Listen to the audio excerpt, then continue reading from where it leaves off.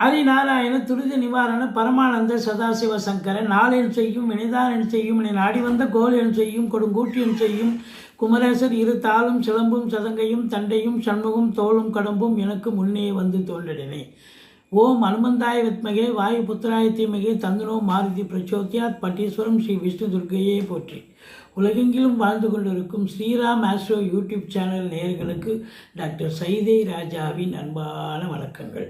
நாம் இப்பொழுது இன்றைய ராசி பலன்களை பார்க்க போகிறோம். இன்று மங்களகரமான விஸ்வாவசு ஆண்டு ஐப்பசி மாதம் 19ஆம் தேதி புதன்கிழமை, ஆங்கில தேதி 5/11/2026.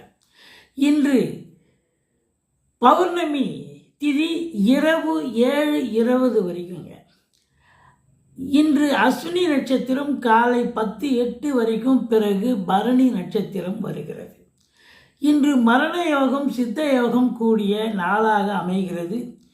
இன்றைய ராகு காலம் பகல் 12 மணி முதல் 1:30 மணி வரை, யமகண்டம் காலை 7 மணி முதல் 9 மணி வரை, நல்ல நேரம் காலை 9 மணி முதல் 10:30 மணி வரை, வாரசூலை வடக்கு வடகிழக்கு, பால் பரிகாரம். கன்னி ராசிக்கு இன்று சந்திராஷ்டம நாள், எச்சரிக்கையாக இருக்க வேண்டியது. வாங்க ஒவ்வொரு ராசிக்கும் இன்றைய ராசி பலன்களை பார்க்கலாம்.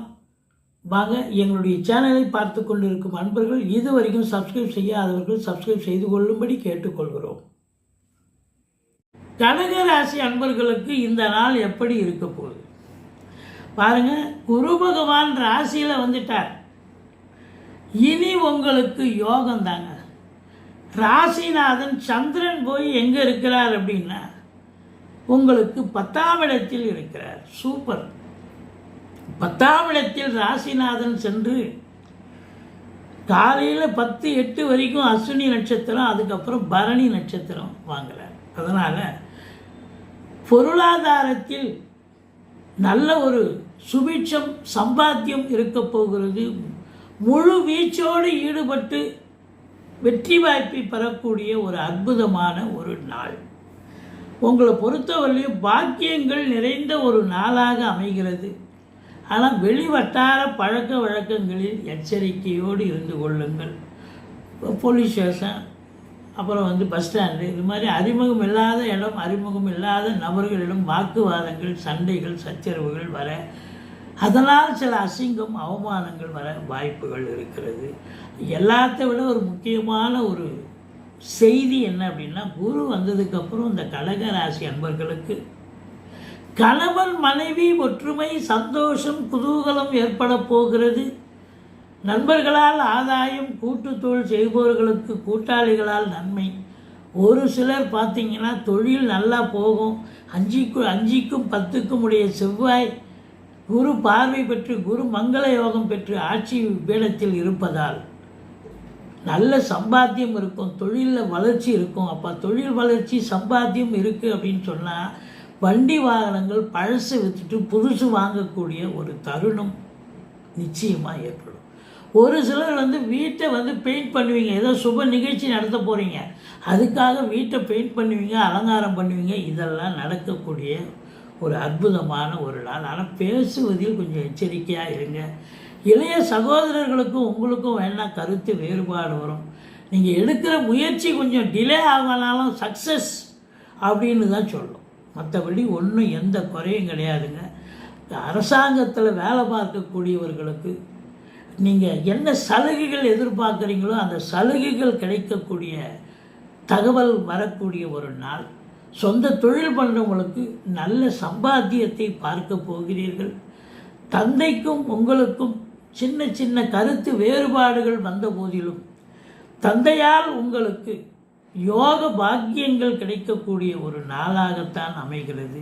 வெளிவட்டார பழக்க வழக்கங்களில் கொஞ்சம் எச்சரிக்கை தேவை, பார்த்து பேசுங்க. மற்றபடி இந்த கடகராசி அன்பர்களுக்கு ராசிநாதன் 10ல் இருப்பதால் தொழிலில் ஒரு